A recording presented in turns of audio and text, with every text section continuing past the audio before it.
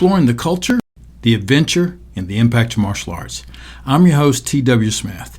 Welcome to KungFu Podcast. You are in the audience of some of the finest and sharpest martial artists in the world. People put in a great deal of sweat, a great deal of care, and attention into honing their craft. It's a cool winter morning now in North Carolina, and the KungFu students have been working on their Choli Foot, which is an extremely effective Chinese martial art.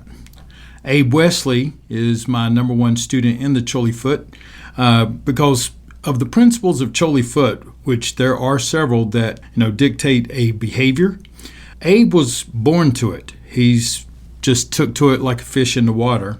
Jeff Burrell, who is also very good at it, has been training in it with numbers of years. And Steve D'Agostino has recently resurrected his practice. Most of the other students are either brushing it off, polishing it off, or they're just getting introduced to it. It's fantastic for helping develop good coordination, whether you want to use that into some other arts or to start drilling down into the Choli Foot itself. Choli Foot is the summation and processing of a variety of Shaolin Kung Fu. It's not very complicated, but it does require a commitment to the process. That also includes the code of behavior I was mentioning to earlier. It was the first art that the majority of Fort Bragg soldiers that I train with would usually learn. That was because within just a few months of vigorous training, you had an art and a little system of things that you could do and execute when you were deployed and engaged that would make you very effective in keeping yourself safe. Choli Foot's also pretty easy to just add weapons like chains, rifles, knives. You can change it from a long-range system to a close combat system. Very simple. It makes it extremely easy to learn a lot of things at once. Well, today we're going to be looking at old master of Shaolin Kung Fu and IronShirt Qigong.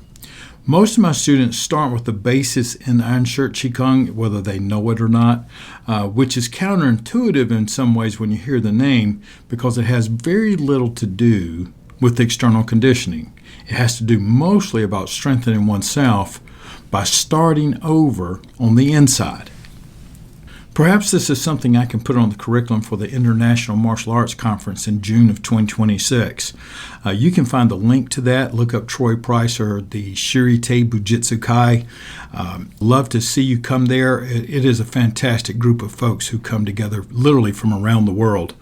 Also in the show notes, you're going to find a link to twsmith.us, and that is for Support a Dream. Too many kids would like to get involved in martial arts and don't have the resources.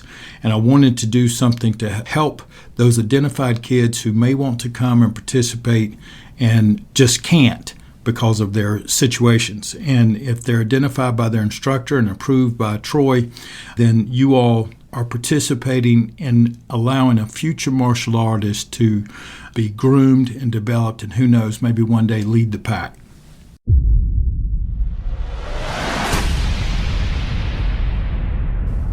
Dear Sifu Smith, how are you doing?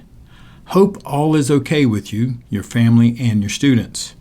My name's Antonio, and I write you from a city in the north of Italy. Nice to meet you. Please forgive me for my American language. I read by chance this post, which is at TibetanKungFu.net, Kung Fu blog, and it was on about Mar Sik. I read something about this Sifu in some websites and forums.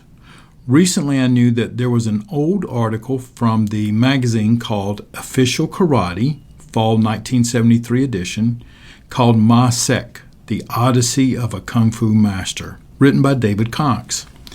Can you help me find it? I was curious to read it. I know that San Francisco Bay Area Television Archive made available many videos about different topics. I found one about Kung Fu, but I don't know if the old man in the pic was Sifu Mar Sik. Hope you can help me. It would be great to read it. Take very good care. Ciao, Antonio. He sends me the link to the YouTube video that he was referring to. I'll put that in the show notes for you. I'll also put in the show notes for you, Antonio, or anyone else, an eBay link to that 1973 official karate magazine. Now, here's what I know about Sifu Mar Sik, because Sifu Mar Sik was Sifu Chen's Sifu, all right? And it's Sifu Chen had told us, and some of this is from his website, and some of it's just verbal from what he told me over the years, or a combination of both. Grandmaster Mar Sik was David Chen's first formal Sifu. David Chen began practicing with Mar Sik when he was 12 years old until he was about 19 years. Mar Sik had another disciple named Lucky Chan. Lucky Chan inherited the IronShirt Qigong from Mar Sik.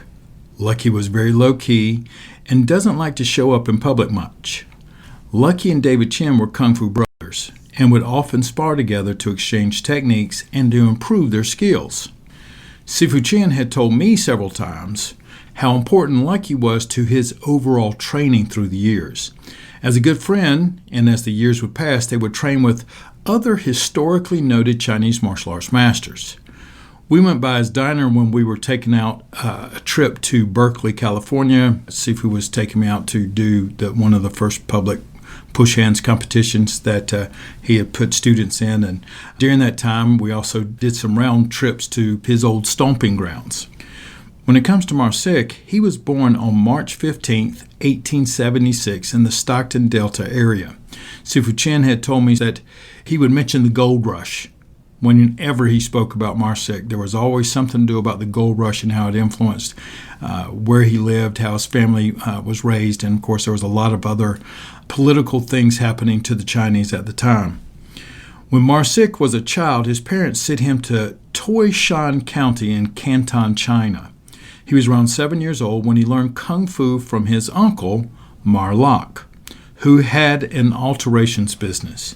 Before Mar Lok owned the alterations business, he was a Shaolin monk during the Qing dynasty. As a monk, Mar Lok killed a man in a challenge match. When he became a fugitive, he moved back to his hometown in Canton to blend into society. Mar Lok let his hair grow out, got rid of his monk's clothes, and began a different journey. Everything that Mar Sik learned was from his uncle Mar Lok. If you look at Mar Sik's movements, you can see the old-style Shaolin Kung Fu. As I mentioned earlier, there's a link in the show notes to one of his California exhibitions in 1959. On April 18, 1906, Mar Sik was in San Francisco and witnessed the catastrophic earthquake that registered 7.9 on the scale. It was the most significant earthquake in U.S. history, at least one of the top 2 or 3. The epicenter of the earthquake was near San Francisco, and the quake ruptured approximately 296 miles of the fault. The death toll was estimated to around 3,000 people. The homeless that was set out from the earthquake, over 250,000 residents. Buildings destroyed. Approximately 28,000 buildings were lost, covering about 4 square miles of the city. Death, destruction, fire, and displacement. This single event is what triggered so much of the Chinese movement from San Francisco to Oakland, which is later where I would spend a few nights periodically with Sifu Chen at his sister's house. Shortly after the earthquake, Mar Sik went to Stockton and worked as a Kung Fu Sifu for the Chinese Tong. Around that time, there were 2 guys fighting, and Mar Sik went to break it up.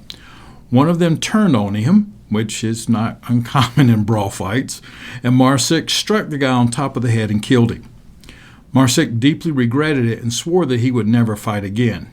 He was also wanted by the police now, and he escaped from Stockton and went to Reno, Nevada, and hid in a Chinese labor camp for 7 years. Thinking about it, and if you read anything about it, I don't know, prison, Chinese labor camp, I'm assuming he saw an upside to that. But man, After returning to San Francisco, he was invited again to be a Kung Fu Sifu for the Chinese Tong. One time he was visiting his friend's gambling house, and the place was raided by the police. They arrested him and thought him to be the owner of the gambling house. Mar Sik stood up for his friend and went to jail for 10 years. Because of his loyalty, he was a highly respected man in the Tong and Chinese community. Sifu Chen said that Mar Sik was respected in the Kung Fu all the years that he ever knew him and knew anything about him. Occasionally, Mar Sik would go to one of the martial arts events in the community, or for the Chinese New Year, which is similar to the video that Antonio sent the link to. When he would go to some of these tournaments, Sifu Chen would tell me he would put up this little wood pallet stand, and on the front he would hang a sign that said KungFu Repair Shop. David Chen was Mar Sik's disciple from 1955 till about 1962, when Mar Sik was 87 years old. Sifu Chen later told me that Mar Sik required him to pay him a bag of oranges and a carton of cigarettes each month. He would also tell me that whenever he showed up to train, Mar Sik was always working around his place, around his house. One day he comes in and Mar Sik's on top of this step ladder, and he's putting up sheetrock on the inside for part of a roof. He remembered it because Mar Sik was standing on the ladder, holding the sheetrock up with one hand and nailing it with the other. Mar Sik later introduced David Chen to the Tai Chi master Lao Yi-Sing. This was when Chen was going to be moving to San Francisco from Stockton. This move for Sifu Chen to get from Stockton down to San Francisco was very important to us because it influenced almost everything now that we learned. Now the IronShirt Qigong, some of the Choli Foot, but this is where Sifu Chen is going to get introduced to Lao Yi-Sing, and then later Sifu Ko, the Hop Gar Kung Fu, and Harry Ying. All that's going to happen down in San Francisco. So this was a significant move for us and what we will later learn from him. For many, many years later, Sifu Chen would hold his relationship with Mar Sik and Lucky Chan very close. I got to meet Lucky one time at a diner that he was running when we were down there, and I'm going to tell you, the man was just like he was described, very low-key. You would never know how much he actually knew. Mar Sik later passed away in 1973 at age 96. The interesting thing here is that he didn't die sick and ill. Mar Sik basically, Sifu Chen told me he had a birthday or something, and he wasn't very happy because he said that all my friends are gone. My purpose is done, and he starved himself to death. Lucky was taking Mar Sik to the hospital, and they were trying to put in IVs to hydrate him and keep him alive, and Mar Sik just kept pulling the IVs out so that he could die peacefully in the way that he wanted to do. Sifu Chen said that Mar Sik was the most memorable Kung Fu Sifu he ever had and the most compassionate person he ever met. Antonio, I hope you're doing well there in northern Italy. Thank you so much for writing in your question. Also, for all my students and people who I work with, gives you an idea of where our Kung Fu comes from and how you might want to use it. Thank you so much for joining me today and let me be part of your martial arts journey. I want you to have a great practice today, and don't forget to look into the show notes so that you can get the links and see some of the other things that we were talking about. I do hope that you'll support a dream and bring a kid to an international martial arts conference. I'm making nothing from this. It's totally just for the kids and who are identified as being in need but are putting forth the effort. Take care again. Have a great practice today.